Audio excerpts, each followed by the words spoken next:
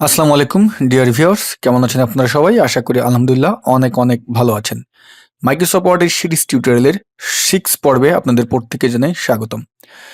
6 পর্বে আজকে আমরা দেখব ইনসার্ট মেনুর টেবিল যেই গ্রুপটি আছে, অর্থাৎ টেবিলের আমরা গ্রুপে একটি মাত্র অপশন আছে, সেটা হলো টেবিল। এইটার এই অ্যারোতে ক্লিক করলে এখানে আমরা যেটা দেখতে পারতেছি এর A to Z ব্যবহারটা দেখার চেষ্টা করব। আপনাদের বলে রাখি, এই টেবিল গ্রুপের যে ব্যবহারটি আছে এই ভিতরে যেটা দেখতেছেন, এটার জন্য আমাদের মেবি ২টি বা ৩টি ভিডিও হতে পারে। আজকের একটা ভিডিওতে এটা শেষ করা ঠিক হবে না, কারণ ভিডিওর লেন্থ বেড়ে যাবে, তখন আপনারা ধৈর্য হারিয়ে যাবেন। ওকে, তা আমরা আমাদের মূল ভিডিও শুরু করব। তা মূল ভিডিও শুরু করতে যাওয়ার আগে যারা এখন পর্যন্ত আমাদের মাইক্রোসফট ওয়ার্ডের সিরিজ টিউটোরিয়ালের প্রথম থেকে পঞ্চম পর্ব পর্যন্ত যারা এখন পর্যন্ত দেখেননি, যদি আই বাটনে ক্লিক করেন দেখে আসতে পারবেন, অথবা এই ভিডিওর ডিসক্রিপশন বক্সে দেখবেন part by part video link দেওয়া আছে, আপনারা দেখে আসবেন, কারণ ওখানে আমরা অনেক গোপনীয় এবং হিডেন টিপস অ্যান্ড ট্রিক আপনাদের সাথে শেয়ার করেছি, যেগুলো আপনাদের দৈনন্দিন কাজে খুবই উপকারে আসবে। ওকে, আমরা এই টেবিল মেনুর এই অ্যারোতে যদি ক্লিক করি, এখানে দেখতে পারবেন যেই অপশনগুলো আছে, এটা হলো এইটা। এই দেখেন প্রথম যেটা, এটা এক একটা বক্সের মতো আছে। প্রথম যেটা ক্লিক করলাম এটা হলো আমার একটা রো, ঠিক আছে। দ্বিতীয়টায় আমরা যাচ্ছি, ক্লিক মানে কি মাউসের কার্সারটি নিচ্ছি আর দেখেন এক একটা যাচ্ছি, নিচে যাচ্ছি। তার মানে আপনি আমাদের মাইক্রোসফট ওয়ার্ডের যেই ডকুমেন্টে, অর্থাৎ যে পেজটি ওপেন করা আছে সেখানের স্ক্রিনে যদি একটু লক্ষ্য করেন, আমি নিচে এক একটা যাচ্ছি, এক একটা আমার কিন্তু রো বাড়তেছে।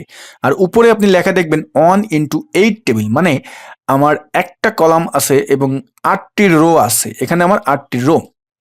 তারপরে যদি পাশের গুলোতে আমি এক একটা যাই, দেখেন আমার কি হচ্ছে, এক একটা কলাম কিন্তু বৃদ্ধি পাচ্ছে। আমার 8টি রো হলো এবং এক একটা কলাম কিন্তু আমার বৃদ্ধি পাচ্ছে। দেখেন এখানে টোটালি এখন আমরা লাস্ট পর্যন্ত যদি যাই, আমাদের এখানে টোটালি 10টি আমার কলাম থাকবে এবং 8টি আমার রো থাকবে। আর এখান থেকে যদি আপনি কমাতে বাড়াতে চান, আপনি এইভাবে ক্লিক করে কিন্তু আপনি করতে পারবেন। এখন যদি আমি এখানে মাউসের কার্সার দিয়ে একটা ক্লিক করি, তাহলে কিন্তু আমার এখানে কি হলো, আমার টোটালি আমি ওইখান থেকে যেই কয়টা আমি সিলেক্ট করে নিয়েছি, সিলেকশন করে আমি ক্লিক করেছি, সেই কয়টি কিন্তু আমার এখানে চলে আসলো। ওকে, যদি এখন এই টেবিলটাকে আমরা ডিলিট করে দিই, টেবিলটাকে আমরা সিলেক্ট করলাম, এখানের এই যে অ্যারোটি আছে এই অ্যারোটি সিলেক্ট করার পরে আমরা আমাদের টেবিলটা কিন্তু ফুল সিলেক্ট হয়ে গেল। এখন এটাকে আপনি যদি ডিলিট করে ফেলতে চান, এখান থেকে ডিলিট টেবিলে ক্লিক করলে আমাদের ডিলিট হয়ে গেল। আমরা আবার ইনসার্টে গেলাম এবং টেবিলের এই ড্রপ ডাউন অ্যারোতে ক্লিক করলাম, এখানে যেই অপশনটি আছে নিচে সেটা হলো ইনসার্ট টেবিল। এখন যদি আমরা ইনসার্ট টেবিলে ক্লিক করি, আমাদের সামনে একটা ডায়লগ বক্স আসবে, কারণ আমরা এখানে লক্ষ্য করেছি যে এইখানের অ্যারোতে ক্লিক করলে আমাদের ওখানে 10টি কলামস এবং 8টি রোজ আমাদের কিন্তু আসতো। বাট আপনার তার বেশি যদি যখন দরকার হবে, তখন এই ইনসার্ট টেবিলে যদি ক্লিক করেন, এখান থেকে নাম্বার অফ কলামস আপনি এখন যে কয়টা দিতে চান, আমরা যদি 10টি ওখানে কলাম ছিল, আমরা যদি এখন এখানে 12টি দিতে চাই, এবং নাম্বার অফ রোজ যদি আপনি দিতে চান 20টি, আমরা 20টি দিলাম। আর 20টি দেওয়ার পরে এখন যদি আমরা ওকেতে ক্লিক করি, তাহলে কিন্তু আমাদের এখানে টেবিলে আমার কয়টি কলামস এবং কয়টি রো, সেটা কিন্তু আমি যে কয়টি ওখানে সিলেক্ট করেছিলাম, যে কয়টি আমি লিখে দিয়েছিলাম, সেই কয়টি কিন্তু আমার এখানে চলে আসলো। ওকে, আমরা এখন আবার যদি ওইখানে যাই, আমরা ইনসার্ট মেনুতে গেলাম, ইনসার্ট মেনুতে যাওয়ার পরে টেবিলের অ্যারোতে ক্লিক করলাম, তারপর এখানে আবার ইনসার্ট টেবিলে ক্লিক করলাম। এখান থেকে আমরা উদাহরণস্বরূপ নাম্বার অফ কলাম আমরা দিলাম 5টি, নাম্বার অফ রোজ দিলাম 2টি। ওকে, আমরা এখানে বাড়িয়ে দিই, আরো আমরা 10টি রোজ দিলাম এবং কলাম দিলাম আমরা এখানে 6টি, উদাহরণস্বরূপ দিলাম। এখন নিচের যেই অপশনগুলো, এটা কি অটো ফিট বিহেভিয়ার, এখানে ফিক্সড কলাম, মানে এই যে আমরা যে টেবিলটা ক্রিয়েট করব, এখানে যে কলামগুলো আছে, কলামটা আমাদের কি হচ্ছে, অটো ফিট হয়ে যাবে। আমরা যদি এখানের এই অ্যারোতে ক্লিক করে দেখেন না, উপরেরটা অ্যারোতে যখন আমরা ক্লিক করতেছি, তখন কিন্তু এটা আপনার অনুপাতে কিন্তু আপনি যেই কলামটা আছে সেটা ফিক্সড, আপনি কত এটা রাখতে চাচ্ছেন, ওইটা কত রাখতে চাচ্ছেন সেটা এখান থেকে কিন্তু আপনি সিলেক্ট করে নেবেন। অথবা আপনি যদি অটো করতে চান, নিচে এই যে ক্লিক করলেই কিন্তু আমরা অটো চলে আসলো। এখান থেকে আপনি ম্যানুয়ালি করতে পারবেন, আবার অটোও করতে পারবেন।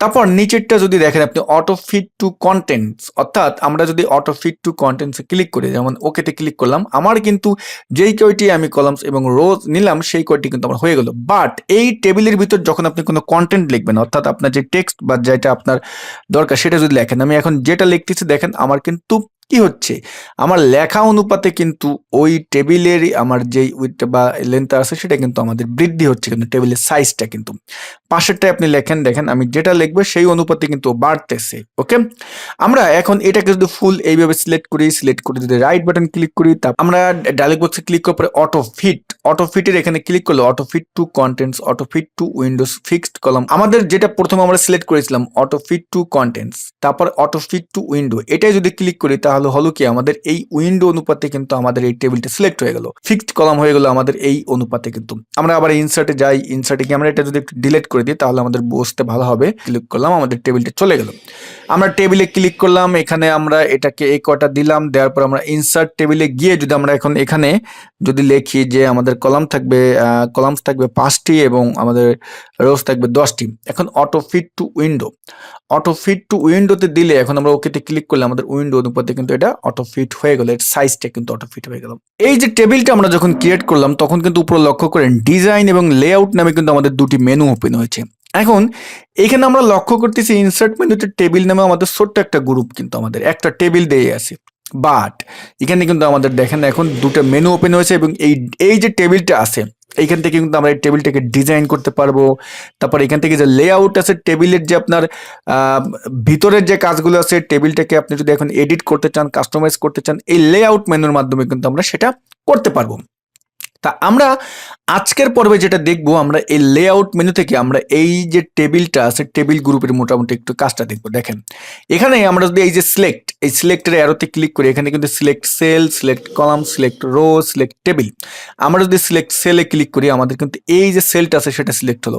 অবশ্যই মাউসের কার্সারটি কিন্তু সেখানে ক্লিক থাকতে হবে, মানে মাউসের কার্সারটি সেখানে থাকতে হবে। তারপর আমরা যদি এখানে দেখেন এই যে সিলেক্ট সেলে গিয়ে যদি সিলেক্ট কলাম আপনি করতে চান, যেই কলামটা আপনি সিলেক্ট করতে চান সেই কলামটা আপনি যদি সিলেক্ট করতে চান এইখানে রেখে তারপরে এই যে সিলেক্টে ক্লিক করে সিলেক্ট কলামে ক্লিক করলে কিন্তু সিলেক্ট কলাম হয়ে গেল।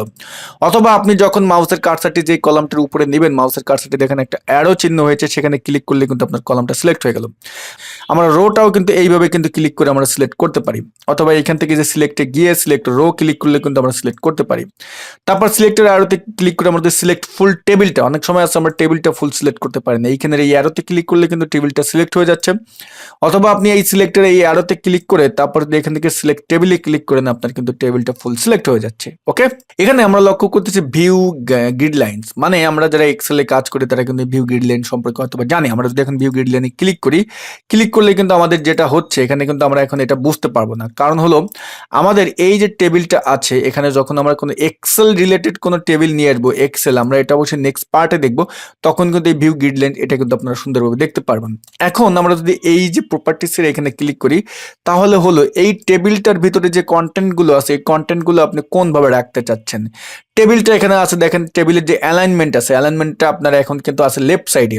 আপনি যদি এই টেবিলের ভিতরে কোনো কন্টেন্ট থাকে অর্থাৎ কোনো লেখালেখি থাকে, সেটার যে কন্টেন্ট আছে সেটা যদি আপনি সেন্টারে করতে চান সেন্টারে চলে আসবে, রাইটে করতে চান রাইটে চলে আসবে, এখান থেকে কিন্তু আপনি সেটা সেট করে নিতে পারবেন। তারপর টেক্সট র্যাপিং, এটা হলো আপনার যে টেক্সটটা আছে টেক্সটটা আপনি কিভাবে এটাকে র্যাপিং করতে চাচ্ছেন। মানে আমাদের এখানে দেখেন, এখানে আমরা যদি কোনো কন্টেন্ট লিখলে এইখানে কিন্তু আমরা লক্ষ্য করতেছি এখান থেকে কিন্তু আপনি র্যাপিংটা করতে পারবেন। মানে এটা নান আছে বর্তমানে, আপনি যদি এটাকে রাউন্ড করতে চান রাউন্ড সেটা কিন্তু করতে পারবেন।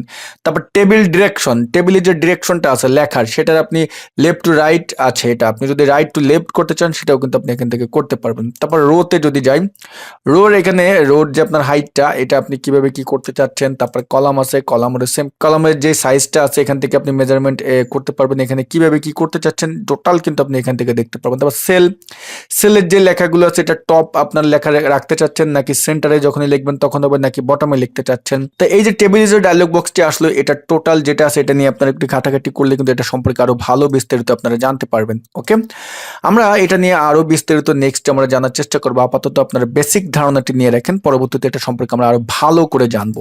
ওকে, তা আমরা নেক্সট ক্লাসে ড্র, তারপর রোস এবং columns, merge, cell size, alignment এটার আমরা স্টেপ দেখার চেষ্টা করব। তারপরে আমরা ডিজাইন মেনুটার ব্যবহারটা আমরা দেখব। এটার মূলত টেবিল রিলেটেড কাজ, কিন্তু আপনি যদি মাইক্রোসফট ওয়ার্ডের টেবিলটা খুব ভালো করে বুঝতে পারেন তাহলে কিন্তু মাইক্রোসফট ওয়ার্ড ব্যবহার করে আপনার কাছে আরো বেশি ইজি হয়ে যাবে। আজকের ক্লাসটি আমরা এখানে শেষ করতেছি, নেক্সট পার্ট আমরা খুব দ্রুত আপলোড দিব।